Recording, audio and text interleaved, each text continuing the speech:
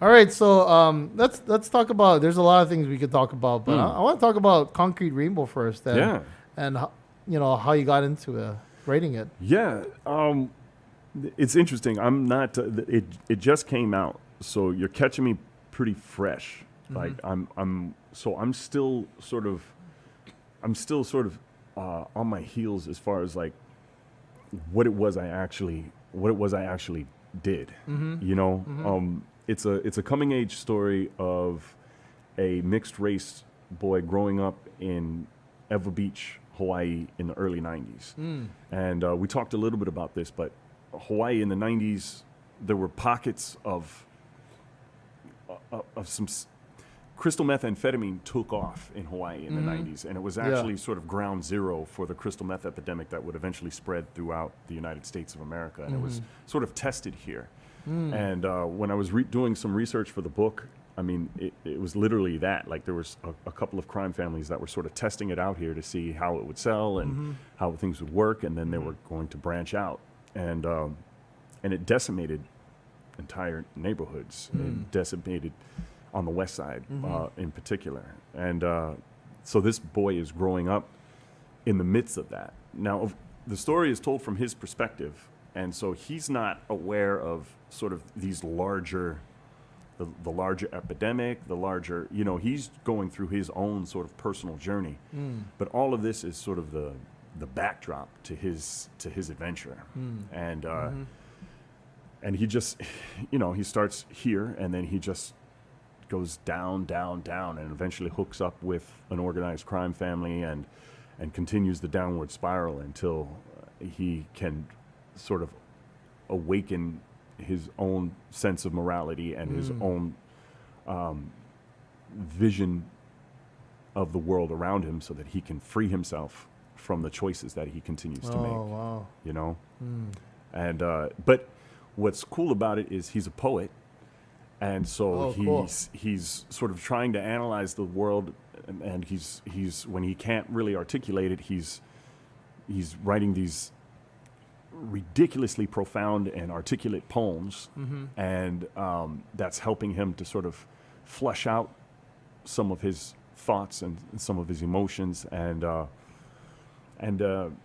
what's dope about the audiobook is all of that is then put to music. So you get to hear exactly what it would sound like. And we've got all this local talent. Mai Hulk, 4-time Poacella award-winning actress. We got Fight Eye's wife. Oh, awesome. Right? She's, incredible. Grammy-nominated recording artist. She's singing on the audiobook. Yoza Allen. And a lot of the music was produced by Watts Inc. in New York City, and Music and Money in Los Angeles, and everybody kind of just put their best foot forward, and all original music. Wow, yeah, except for one song. Yoza Allen sings a cover of Alice in Chains' "Rooster." Okay. If you remember that song? Yeah. Okay. Oh my goodness, and she kills it. Oh. And Fight Eye, the ever the director, right? Shout out to Fight Eye. Shout out to Fight Eye, put us together. Yeah, definitely. And so I go over to Fight Eye's house, right? And I'm like, hey, can your wife, sing this song? And she comes on, and she's like, I would love to, So I go over to her house with all the recording equipment, and first time, right off the bat, she like plays the guitar and sings it. And I'm blown away, right? I'm ready to put all my equipment away. I'm like, yeah, that was great. And then Friday comes out of the room, and he's like, let me hear it. And I play it for him, and he's like, no, babe, no, you could do better. No, you got to scream that. You got to do that. And he starts turning into the director. Oh, he's like, you got to scream that's it. That's incredible. Yeah, and then she did it again, and I was like, oh my God. Oh my God, it's so good. I was like, I wanted to drive home with the hard drive in my lap so it doesn't like get ruined before I get it home, Yeah. So, and that was indicative of every performance that I was able to capture on this in this audiobook. I feel like it's like doing a movie, and then every once in a while you catch lightning in a bottle, and I feel like I just repeatedly was able to catch lightning in a bottle. It was ridiculous. Yeah, it's an incredible feat that, original music and then even your voice in there.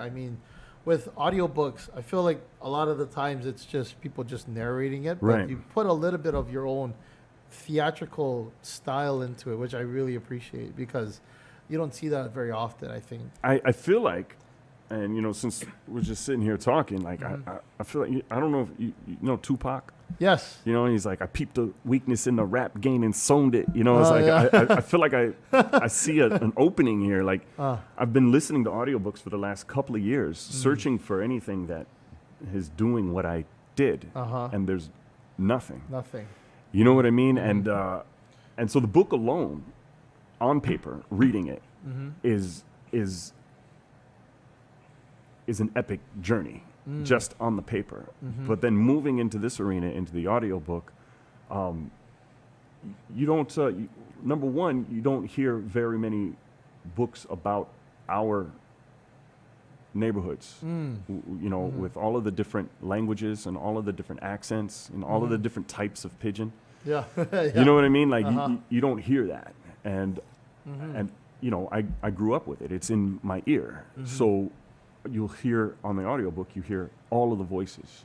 You hear you know, you hear Mililani pigeon, you hear Waianae pigeon. You know, there's differences. You know what I mean? And you every character that's in the book is based on, if not one person, 2 or 3 people sort of put together, and you'll recognize them. You grow up here, you'll recognize them. You know that guy. Yeah. You know what I mean? Yeah. You know that guy that was smoking ice, but you know he used to be the bomber, but now he's like all skinny with the. You know that guy. Yeah. You know what I mean? You can spot him. You can spot him. Right. You know the hippie drama teacher. Right. That's like, you know, smokes weed before class. Yeah. Like, you know that guy. And I'm thinking of one right now, actually, a high school history teacher. You know what I mean? I don't want to say his name. Don't but say his name.